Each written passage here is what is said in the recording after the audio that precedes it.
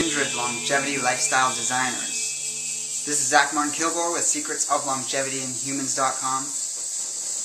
Do you know what a adaptogenic herb is? Well, in the entire multi-thousand herb Chinese pharmacopoeia, they divide everything into three categories, and herbs fit into these categories. There's the inferior class of herbs, which is they use for very acute and chronic illnesses.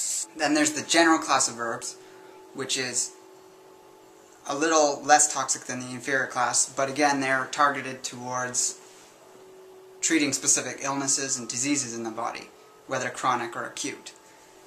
Then the superior class of herbs, which is the top class, is composed of the fewest number of herbs.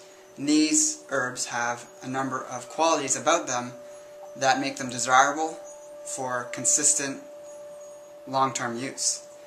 And these qualities can also be applied or looked at in the herbal systems from around the world. So these adaptogenic herbs, which are in the superior class in the Chinese system, have these three qualities about them. They must be confirmed as non-toxic and safe to use consistently for a long period of time from thousands of years of traditional use.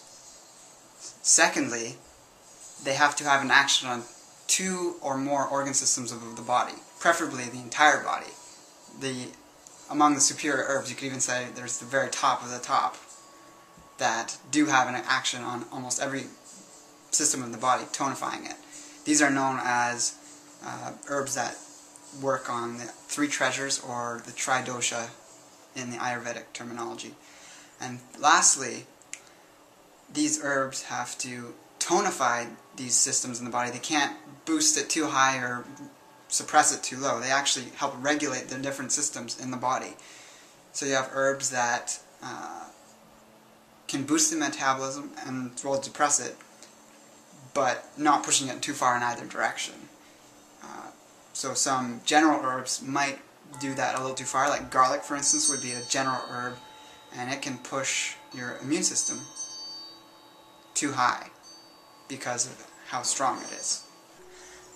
Another quality that is common among adaptogenic herbs that I speak about a lot in the newsletters that I send out every couple weeks, and if you are not a subscriber to those newsletters, you can either subscribe on my homepage or by clicking, if you're watching this on YouTube, on the info box, which is in the top right hand side there, and following the link to my homepage. So these 3 qualities that people tend to lose as they age are athletic ability, sexual potency, and beauty.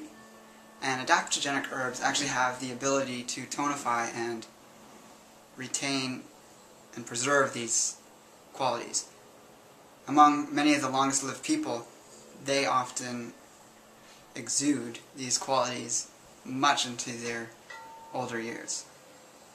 So adaptogens are verging on being foods, really, or even superfoods.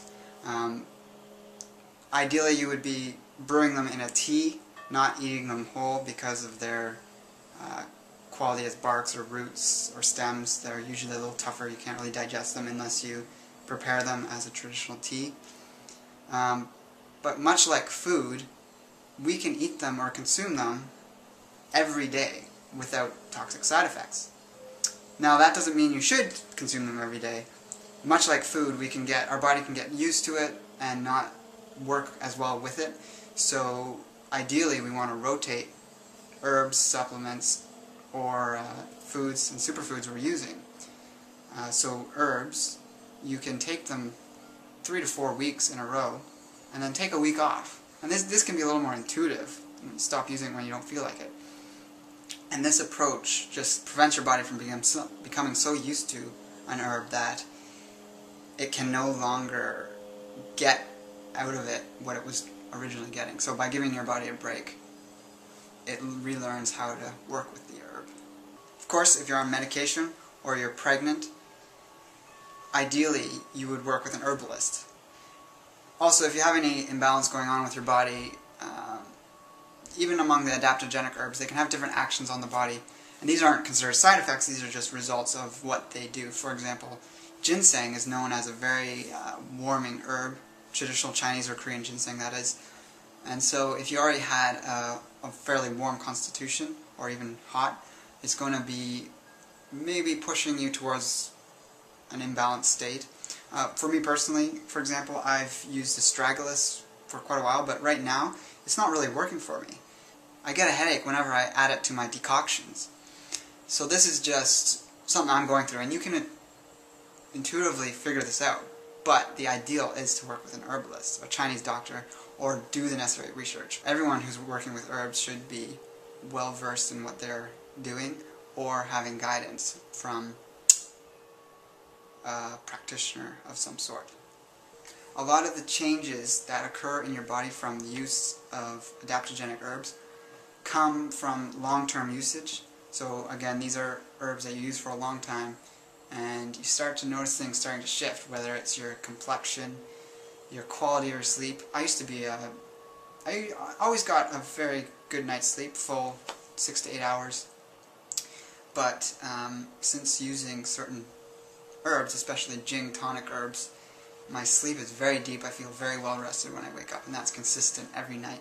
And even if there's a night where I don't get a full night's sleep, I'm very productive during the day, and I can quickly move back into my habits of full night's sleep, and there's really not a lot of problems that occur from that. So among adaptogenic herbs, we can divide them into 3 categories, and this is among the 2 biggest herbal systems. They have different ways of looking at them, but in Chinese medicine, they commonly divide them into Jing herbs, Qi herbs, and Shen tonic herbs. In Ayurvedic medicine, they have the Tridosha system, which is known as Kapha, Vata, and Pitta. And these 3 terms are actually very much connected. And Dr. Gabriel Cousens goes into detail in his book, Spiritual Nutrition, about the Tridosha and how this can interact with food and our health, and how it's actually really important for raw foodists to become aware of this.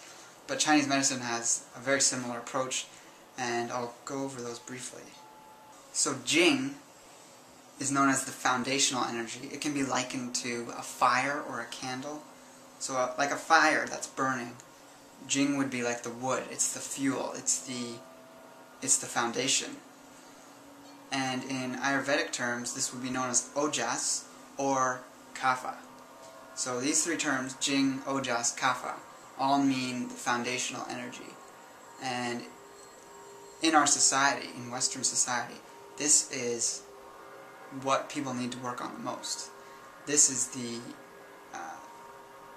reservoir that promotes and is the foundation of everything else that's occurring in the body. So when this is depleted, you're going to have all sorts of problems going on, from chronic fatigue to just basically stress. This is the result of stress. It burns up extra Jing. This is like burning the candle on both ends. That expression describes it perfectly. Qi, which is known in Ayurvedic terms as prana, or the Tridosha, it's known as Vata, are herbs that promote healthy digestion, strong immune system, and overall good energy. Energy for life. And this can be likened to the flame of the candle, or the fire of the burning fire. So Jing, which is the foundational energy, is the fuel for Qi, or prana. So you can see, if we were depleted in Jing, we would not have ample enough energy, and we would become tired, stressed out, and experience general malaise. So the final level, or final category in this 3-treasure system of understanding how adaptogenic herbs can affect our body. The top level is Shen, or Teja, can be described as the heat or the radiance that's given off by the candle flame or the fire.